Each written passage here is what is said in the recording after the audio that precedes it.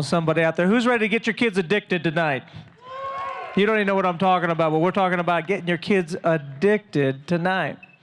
And you know, as they're bringing our stuff over here, most of the time for parents, you hear, especially once you get into the teenage years and college years, we hear all, you know, well, we got to get our kids, make sure they don't get addicted, make sure that we get rid of the addiction, we got to get them off the addiction. But what we don't realize is that God has put inside of us the need to have proper habits and addictions. Now, the world and the enemy has turned it around so that, we get addicted to the wrong things. But our job as parents is to get our kids addicted to the right things. Train up a child, the Bible says, in the way they should go, and they won't be able to depart from it. Our job is to put the right habits in them so that as they get older, that they can't depart it. They don't want to go to church, but dang it, I have to because I'm addicted to church. I don't want to forgive, but you know what? It's just a habit that was put on me. I want to give up at certain things, but I just can't give up. I just can't seem to quit things. And we give our kids, in a sense, all the habits that they need to have a successful life. And that's our job. Our job is to put it in them. What we put in them will come out of them in their life. And with the main thing that I want you to maybe work on this week, this would be the number one thing I think to work on, is as a parent or parents together, is in order for us to give them the right habits, we need to figure out what we want the result to look like, right? We need to finish our kids before we start. Anything else in life that we do, oftentimes the big things, I'll call them that, we finish it before we start. We would never dream about sending some construction workers out and say, yeah, just build a house, whatever you think it looks good. Just put down whatever look it is. I don't care how many bedrooms or bathrooms. No, before I even start building the house, I have to have a blueprint. And on that blueprint says exactly what the house is going to look like, where every plug is going to be, what every room is going to look. And once I have the house finished, then I know what to build, how to build it, what materials I need, and I can go forth and I can build that. The same thing for parenting. Many parents just get going on parenting and they don't think about what they want their kids to turn out like until sometimes it gets too late or the kids are already out of the house and like, I wish I would have done this and I wish I would have done that.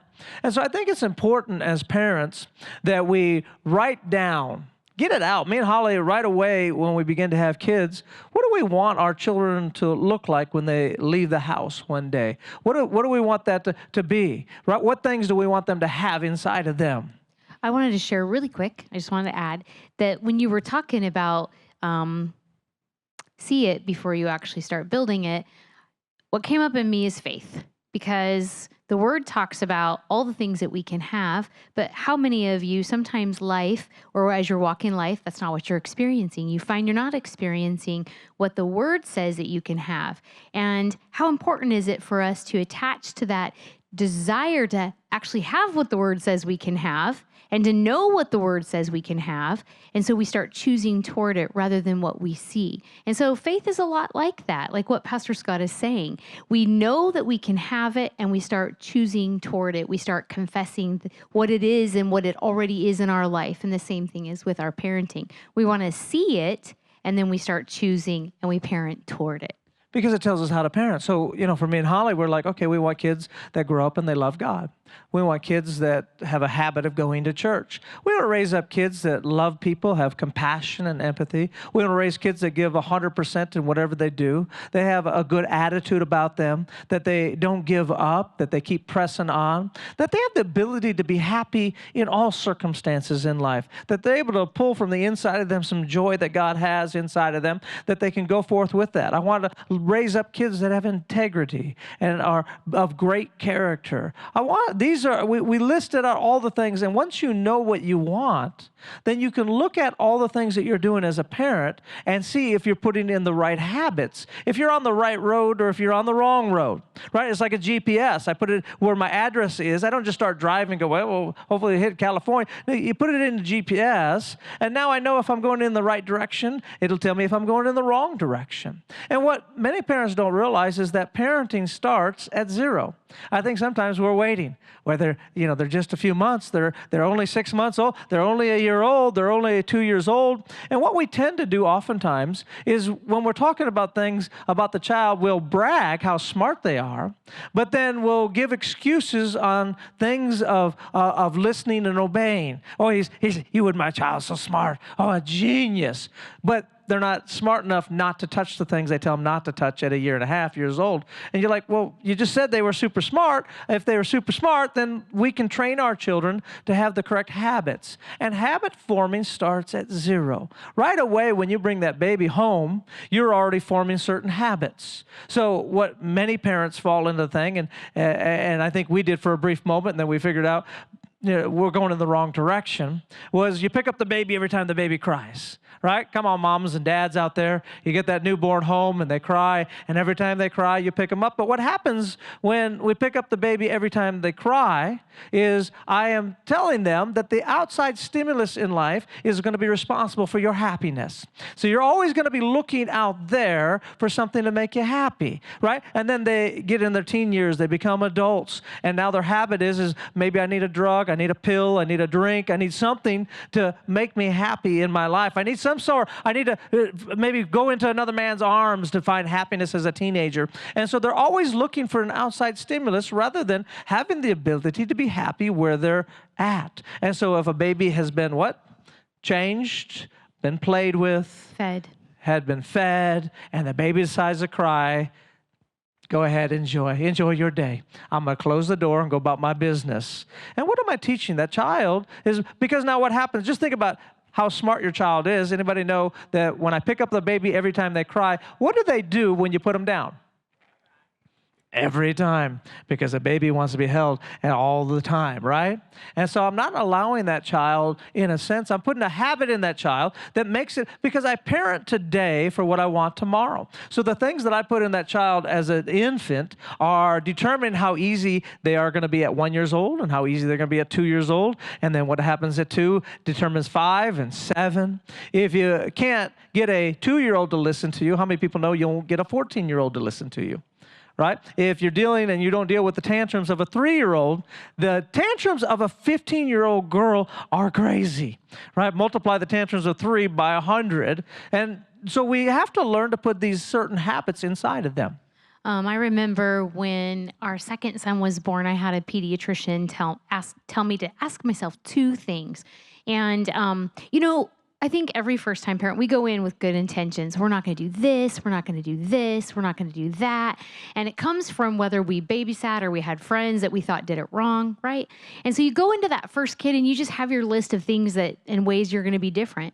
And you get into that first child and, you find out, no, I think I did everything I said I wasn't going to do. Then you get that second child, and it's not possible anymore to do all the wrong things with this child and this child because you only have 2 hands and you can only chase after one and hold the other so much before you lose your mind. And so I remember getting to that moment. So it was a little bit longer than a couple moments that we did everything wrong. It was more like a year. And I remember talking with the pediatrician and just sharing some of my but the baby cries, what do I do? And is it wrong? And is it bad? And then I got the toddler, and my pediatrician said, there's 2 things you need to ask yourself. And these were very, very pivotal. Number 1 is, what's the motivation of the cry, the whine, the complaining? Because what he shared didn't start and end at the infant stage. He said these 2 questions can be applied to infant, toddler, adolescent, teenager, young adult, and even ourselves. Number 1, is the complaining, is the fear, is the crying, is the whining coming from a place of fear and insecurity, or is it coming from a place of anger and disappointment? And the second thing was, is my taking care of it in that moment or making it better in that moment, is it sustainable throughout all the phases and the stages of that person's life? Because what I do in those moments, like Pastor Scott was saying, it either inhibits their ability to grow in that area and be successful and learn some self-control and some of those other amazing attributes, or it can inhibit that successful growth and be something that then they're going to look for everyone in their world to now have to affirm or sustain. And I thought that was really, really cool, because how many of you here can identify or can relate to being disappointed or being angry, and it elicits inside of you an emotion that makes you want to cry, makes you want to whine to your spouse, makes you want to kick something or punch a wall? How many of us as adults can identify with being angry or disappointed, right? How is it any different, infant, toddler, adolescent, teenager, when they too complain, whine, or cry? We have to ask ourselves in those moments, is the complaining, is the crying, is the whining from a place of fear and insecurity? Do I need to step in and let them know that they're surrounded and that they're safe? Or is it coming from a place of, I'm really angry, I'm not getting my way. I'm really mad that, you're not doing what I need you to do right now in this moment. Because the truth of the matter is, life is going to throw us curveballs all the time. And we have to be prepared. We have to have our mitt on and know how to catch that curveball. If I've never been equipped with it, I'm not going to be successful at it.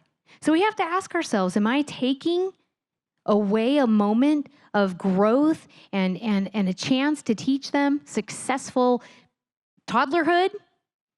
As I don't pick up my infant, am I teaching that toddler successful adolescence as I require that they learn some self-control and they don't get the toy every time we go into the store? So we have to ask ourselves, I thought that was really, really great advice. Well, I know it was really great advice because it absolutely helped me to ask myself when that infant or that toddler, and even my little my adolescents, when they were like that 6th grade age, I remember saying to myself, okay, is this frustration inside of them coming from a place of fear, coming from a place of insecurity, or is it coming from a place of being really angry and disappointed right now? And who better to learn that we're going to have those moments with than mom and dad? Who better to teach them and train them in a loving way and say, I'm so sorry you feel that way. Go deal with it in your room quietly, or who better to do that with than people that love them and want them to be the most amazing human beings on the planet, us. And then, is it sustainable? I remember when the kids were little, we were stroller people. So my kids didn't have to walk very often, but man, there was moments where they had to. If I picked them up and carted them around every time they had to walk from here to there and it bothered them, how annoying would that be when they got to be, well, my kids, I probably could carry them now still, but Still today. I guess that was a really, really bad example. That was funny. But how many of you want to be, having to cart those problems and cart those bad habits around in your child because we didn't deal with it when they were 3, because it was easier for us just to take care of it in that moment? Ask yourself, where is it coming from? What's the motivation in my kid? And is it sustainable? Is my helping them in this moment, doing it for them, feeding the complaint, feeding the whine, is it sustainable? Do I want it? Do I want to sustain it all the way up until 15, 16, 17? Amen. That's so good. Hey, man, somebody give the Lord a hand clap. Come on out there. And I think Holly hit it on. Am I feeding the right habit or the wrong habit? Right? Whatever habits you feed, the more often is the one that's going to be the strongest habit in them. So always be asking yourself, and we do that. I'm like, honey, they're 3 years old. I'm like, you can walk. You're going to be all right. It's good for them. I'm not making them walk miles, but it's good for them at times to learn to walk. And so I always want to make sure that the habits that I'm putting in them is going to bring them success in the future. That everything that I do as a parent is either confirming my finished child or it's pulling them away from the finished child. Holly always was big on making sure the kids had room time, which started out as playpen time. And so right away, they would have time. She wouldn't put a ton of toys. She'd oftentimes put like 1 toy, maybe 2 toys in there, and you put them in the playpen, and she would start off with like 5-10 minutes, and you work up as they get room time to half an hour, 45 minutes. They don't get to have the Xbox 360 and the Wii U and all the things. They got a couple toys to use their imagination and learn how to be in an area and find a way to be happy in an area, because life is going to happen to them when they get to school one day. And they have to learn to be able to sit and to focus and to be able to work on what's in front of them. It may not be what they want, but you still have to be great at what you've been given. And so we're training our kids that you'll get stuff as an adult in your job that maybe you don't want to do, but that's all right. You can use your imagination to work on that area and that thing that you've been given. And so you start off with 5 minutes. Little 1 month, 2 months, you put them in a little paper. And so now, and Holly would go get her makeup on or do whatever she is for a day, and it works up to 15 minutes to a half an hour. And they, once again, they learn to work within the boundaries of life. How many people know that life has boundaries? And I know that the world oftentimes wants to raise up kids that have no boundaries, right? And those kids hit life, and life shows them that what I was trained to wasn't a reasonable thing. That life, your job, your work, your relationships are all about boundaries and learning to work within those things in life. And so we want to train our kids that way. You know, parents oftentimes, I know I did this with the first one when you baby-proof the house. Any other parents do that? Where you lock everything up, and then I tried to get in the toilet. I can't even get in the toilet, every cupboard. And one day I was trying to get a knife out, and I couldn't get the stupid, and I said, I'm done. Me and Holly were like, I'm done. I'm done with all this, just to get the little, you know those little plastic plugs to get the vacuum cleaner in?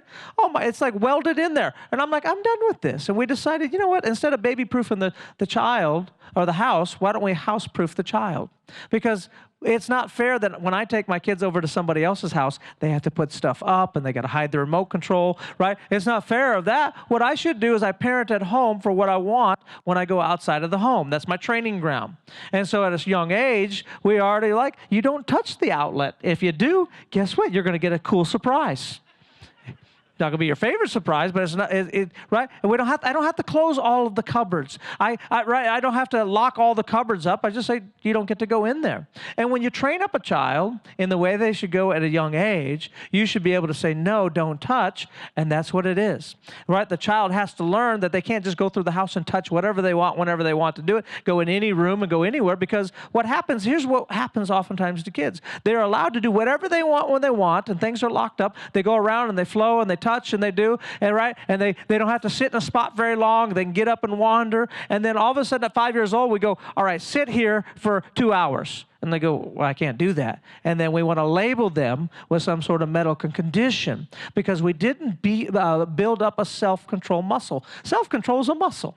Right? It's something we've dealt with many parents whose kids were diagnosed with ADHD, who we began to get them working on building the self-control muscle little at a time, and before long they can come off their medication and begin to get into life because they learn to control themselves. Self-control is one of the most important aspects you can teach your child, because if they get in their teenage years and they have not a self-control muscle, how many people know that teenage years are going to be really hard on them and very hard on you? And so we're teaching our children the habit of controlling oneself. I can sit in a room for a period of time. I can draw here. I don't have to touch everything that's in front of me. I don't turn on Dad's TV on and off and on and off and on and off, right? But instead, in the parenting class that follows up for the next 8 weeks, we give you the tools that you need to get the first-time obedience. Well, I just want to really add really quick, and it just came up in me, so I'm going to try and articulate it. But when you were talking, one of the things I was thinking too is oftentimes, and our world is filled with so much stimuli and so many things that we almost develop this expectation that external forces or external stuff makes us happy. And how many of you know that true happiness is an intrinsic thing that we teach ourselves, that we learn from the Word of God, that I'm happy because God loves me. He first loved me. Gratitude, like looking at what we have in our life and allowing that to be enough in that moment and not being emotionally led, right? But knowing that I have the power to control how I'm feeling and to direct those feelings where they go. And how amazing as parents that we get the opportunity to train and teach our kids through self-control, through pointing out, the reasons why they feel good. Look at this. You have this super cool book. I mean, it's like a book. But when we start pointing our kids to points of gratitude in one little thing, it starts to get them focused on that thing that they have. And then pretty soon, they're just coming into agreement with, oh yeah, I do feel good about that. How cool is that? There's a lot of us adults that have those moments where we don't get what we want, and it creates in us this, it creates in us this emotion that comes out of us. And if we haven't been trained on how to like curb it, or how to hold on to it, or how to like just tell it to go away and be grateful for what we have, then we obliterate ourselves, everyone in our path.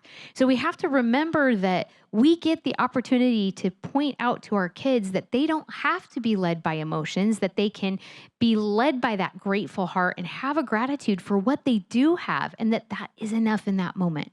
Amen. How many people know that if your happiness contingent on everything going right, you aren't going to have many good days? Come on, somebody out there. There's going to be a whole lot of bad days. And so we want to train up our kids that my happiness is not contingent on what I have, right? And what I want, but it's contingent in learning to be happy with exactly what I have at this moment. That as Paul said, that I can be happy whether I'm abounding or not abounding. I can be happy in the city, I'd be happy anywhere. I can find a sense of happiness. And it starts with us, if we want to raise up happy kids, is giving them the habits. And we don't give in. It's easy to give into a tantrum. Any parents out there ever give into a tantrum? It's easier sometimes just to give them the cookie and they shut up and you're like, praise the Lord. Oh, that was God all over that, right?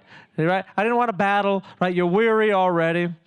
But you have to once again see that it's the hard decisions that you make that make life easier up ahead. It's like sowing and reaping. It's a lot of work to get the ground ready and to sow. But if I don't plant the seed, then I don't get the harvest. And every time that I give into a fit or tantrum, I'm not making life easier up ahead. It's easier now, but I'm making life a whole lot harder up there. And fits and tantrums are easy. For us, we learned some simple, easy systems that we did. Starts when they're 1 and 2 years old right away. And I want to, Savvy would come in and she's like, Daddy, can I have a cookie? And I'm like, no, it's dinner time. And right, as kids do, she begins to cry because she wants the cookie now. And what do? I simply go, sweetie, go to your room and you can come out when you're happy. Because in our home, we want to make sure kids know that it's all right to have negative emotions. Emotions are part of life, but I do want you to control them, and I don't want to be around your negative emotion. So off you go to your room, have a good time, and she'll go down the hall and she'll be crying all the way down the hall, right? Go sit in her room, right? And then after a little while, she comes out, she's like, all done, Daddy, all done. I'm like, get in here, my daughter. That's awesome, right? And then they begin to get stronger and stronger at it. And she'd only take about 3 or 4 steps, and she'd turn around and go, all done, Daddy, all done. I'm like, there you go, sweetie. And you're building up that emotional muscle that they need to learn that you have the ability to control your emotions, right? Because we don't want to raise up kids. How many people know somebody in their life who is a 35-year-old, 40-year-old who fits in tantrums when they don't get their way, right? It's an emotional thing because they were never taught that's, right? They were taught in a way, in order to get my way, I just have to escalate my emotions. I just have to get out of control of my emotions, right? I have to be louder. I have to be, right? And it doesn't conducive to making great relationships. And so we start when they're 1, we start when they're 2, and then you find that when they're 4 and they're 5 and they're 7, and they say, hey, and their teenagers go, hey, can I go do this, right? And we go, hey, Peyton, he wanted to go with the youth on Saturday, but we were going hiking. Dad, can I go with the youth? And I'm like, son, we're going hiking tomorrow. He's like, I'm like, I know. And we go, all right, we'll go hiking. And that's all that it is, right? It's a teenager, is he 18 now? He's an 18-year-old teenager who goes, all right, I guess we'll go hiking. It's not a big fit. It's not a slam the door. Hey, son, I need you to go do this for me. He goes, all right, Dad, on it. And he stops what he's doing and he does it. It's because we did the hard battles when they were 1 and 2 and 3, right? Those battles made the 6-year-old and the 8-year-old and the 10-year-old. And we tried our very best never to give in to a fit or a tantrum. So as you're talking, I was thinking this probably goes with first-time obedience. I think a lot of times what happens is we need to just wake up one day, and maybe it's here tonight, and give yourself permission to be the parent. See, I think sometimes we hem-haw. Either we don't have enough information, we say yes when we're not sure, maybe it needs to be a no. Sometimes we say no when maybe it should be a yes, and then we go back and we change it. And now they can tell that we ourselves don't really know, or wishy-washy. Sometimes we do things like we count, and then we get really frustrated because we count to 5, and then we're mad when it takes them to 5 to do it. But we gave them to 5, and they're like, but you gave me to 5. And I'm never going to, do it at 1 unless you say I'm going to count to 1. I mean, so we do these processes, and I think what ends up happening is we get really, really frustrated, right? Because maybe, especially as new parents, or maybe we felt like we did it wrong with the first one, and so we're going to do it different with the second one, but maybe we didn't really do any information or any research on how to do it differently. You're the parent. So if you feel like it's a no, just make it a confident, not this time. And I think a lot of times we need to wake up and we need to tell ourselves, the Bible says these children were given to me as a gift. They weren't given to my friend who does it really great. They weren't given to sister so-and-so. They weren't given to my mom. They were given to me.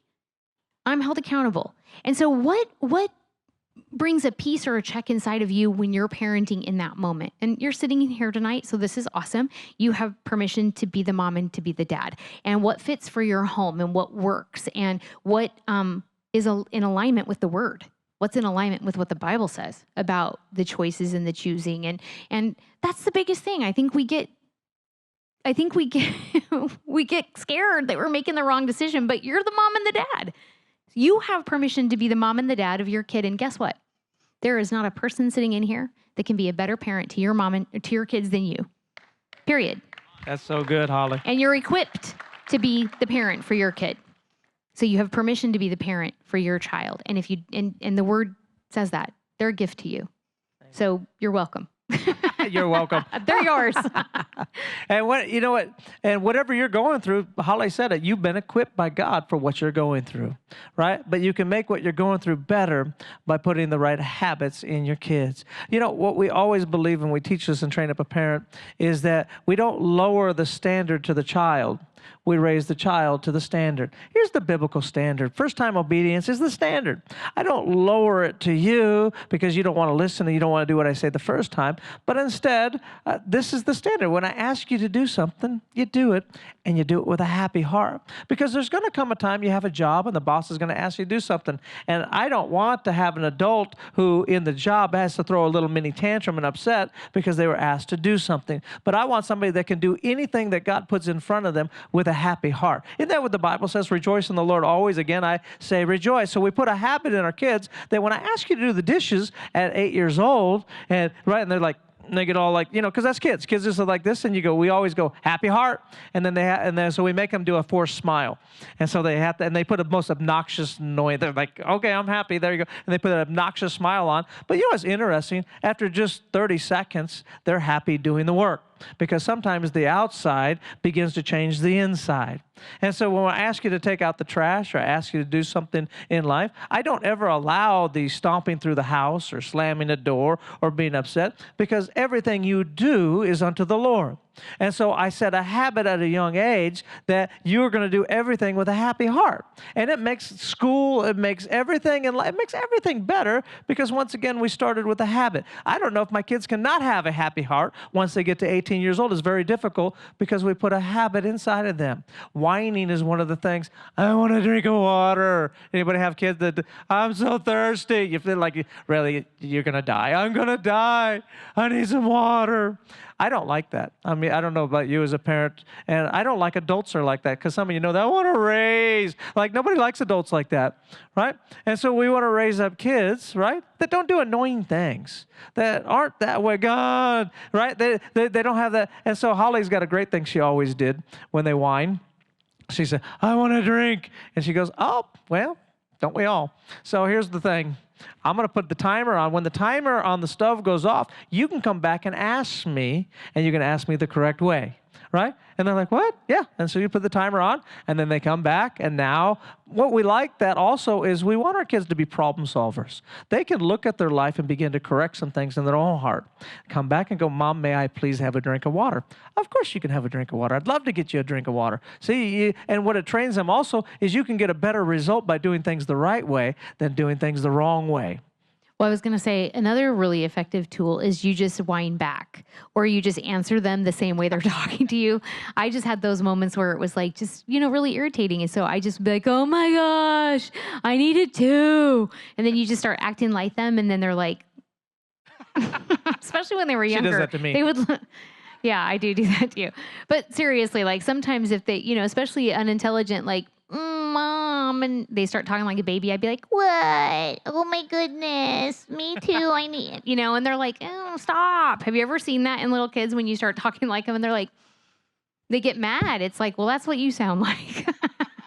I wanted to say really fast that, so a lot of these things that you're talking about is not at the sacrifice or it's not at the removal of validating that things don't feel great all the time. Like, it's actually very good for us to say to my kids, yeah, I know it doesn't feel really great right now, but how cool that I can make myself do it anyway.